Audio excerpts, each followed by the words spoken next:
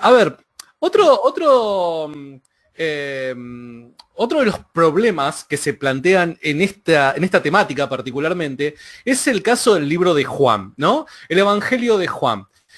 ¿Qué es lo que dicen? Bueno, el Evangelio de Juan no puede tomarse como un documento que describa los hechos sucedidos en el pasado, ¿no? Con rigurosidad histórica, dado que tiene mucho material teológico metido. Parece ser que el Evangelio de Juan es aquel que es más teológico de los 4 evangelios. Dado esto, no lo podemos utilizar como un documento fiable a la hora de conocer al Jesús histórico. ¿Qué podrías decir al respecto, Dante? Bueno, se parte de una falacia de petición de principio propia de muchos críticos textuales escépticos. O sea, que asumen que tiene que haber una dicotomía entre lo teológico y lo histórico. A ver, pero bajo el supuesto filosófico de que Dios realmente exista, y si Dios realmente puede tener una intervención en la historia, entonces puede haber algo que tenga significado teológico, profundidad teológica, simbología teológica y al mismo tiempo sea histórico. Es decir, hacer una dicotomía entre lo teológico y lo histórico no es parte de la aplicación de un método histórico, es la aplicación de un prejuicio filosófico.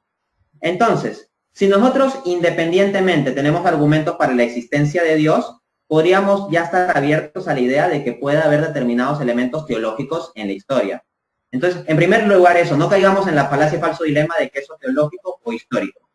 Dicho eso, es cierto que el Evangelio de Juan tiene un mayor énfasis teológico en el sentido de que recoge más determinados discursos privados de Jesús y hace comentarios y análisis teológicos. Remarcablemente, el prólogo del Evangelio de Juan, que es un análisis teológico alucinante.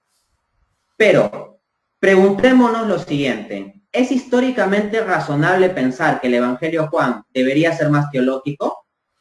Miren, no me estoy preguntando si es teológicamente más razonable, sino si es históricamente más razonable. Y la respuesta es que sí. ¿Por qué? Lo que normalmente entendemos, y hay evidencia que apunta en ese sentido, es que los evangelios de Mateo, Marcos y Juan ya habrían estado escritos para cuando Mateo, Marcos y Lucas, los sinópticos, ya habrían estado escritos para cuando Juan habría escrito su evangelio.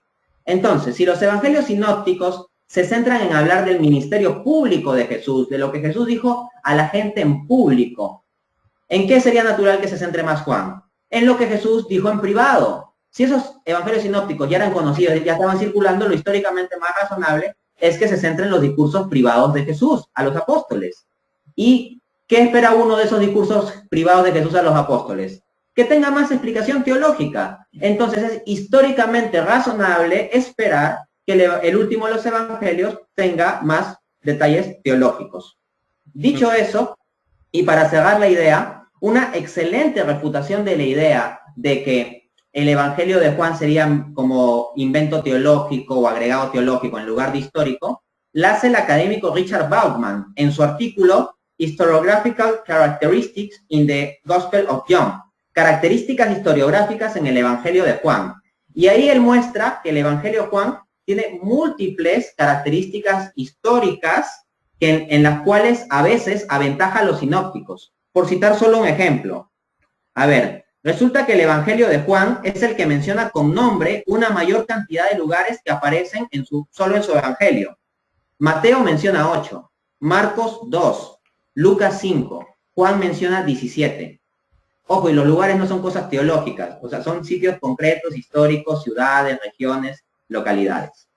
Entiendo, totalmente, totalmente.